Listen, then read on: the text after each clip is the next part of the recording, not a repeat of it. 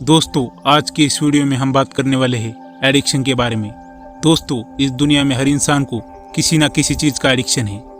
दोस्तों, दुनिया में ऐसा कोई भी इंसान नहीं है जिसे किसी भी चीज़ का एडिक्शन नहीं है। हर किसी को किसी ना किसी चीज़ का एडिक्शन है, जैसे कि mobile, tablet, drink, smoking, gaming, pornography. ऐसे कई तरह के एडिक्शन आज के पीढ़ी में पाए जाते हैं। खास करके एडिक्शन का सबसे ज़्यादा नुकसान टीनेजर और बच्चों को होता है, क्योंकि उनकी लाइफ अभी तक बनी नहीं है, वो अपनी लाइफ में सेटल नहीं है। उन्हें आगे जाकर अपनी लाइफ बनानी है। तो कहने की बात यह है कि सबसे ज़्यादा एडिक्शन का खतरा टीनेजर और बच्चों को होता है।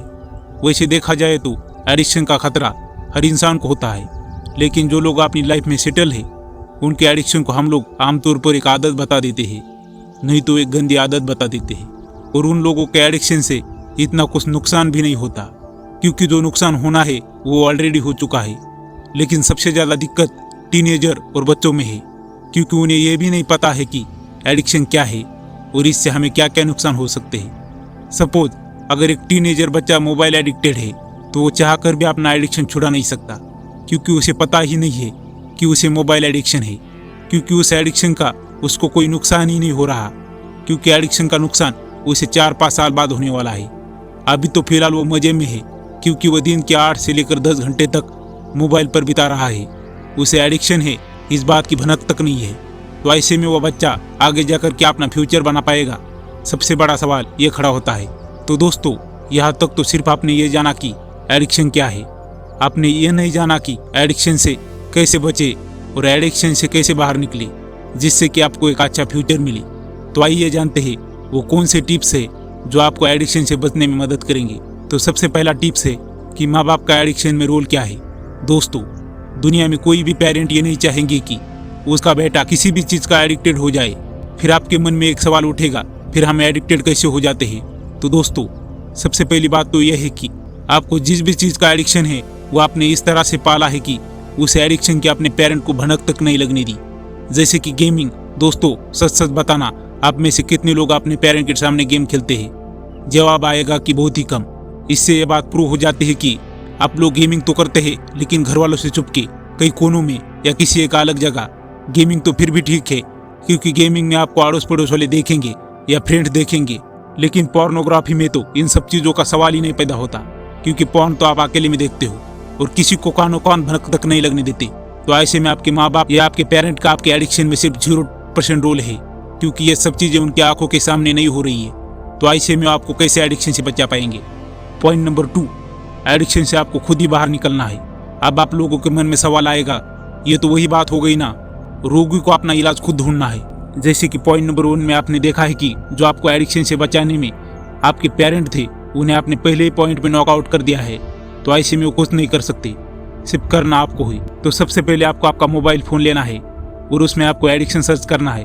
या तो गूगल कर लो या यूट्यूब कर लो।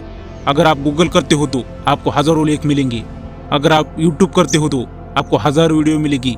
इनमें से जो आपको समझ आए वो वीडियो देखनी है।